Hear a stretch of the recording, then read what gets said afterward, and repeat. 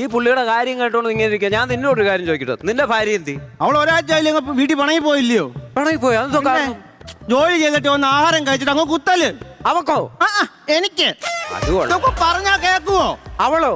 ഞാനേ എന്റെ അത് മാത്രമാണോ വീട്ടിൽ ചെന്നപ്പോ കേട്ടോ പാമ്പാട്ടി അണ്ണ? രാജു പാമ്പാടി അണ്ണത് കേട്ടോണം. ഈ 2ാം ക്ലാസ് ഇവിടെ എന്റെ ചെറുക്കൻ എന്നെ കണ്ടപ്പോ ഓടി വരുവാ. ചാച്ചാന്ന് പറഞ്ഞ് ഓടി ഇങ്ങോട്ട് വന്നിട്ട് എന്റെ മുഖത്ത് നോക്കി പറയുവാ, ഇന്ത്യ ഈസ് മൈ കൺട്രി. എന്ന് വെച്ചാൽ എന്തുവാ അത്? ഇന്ത്യയിലെ ഏറ്റവും വലിയ കൺട്രി ഞാനാന്ന്.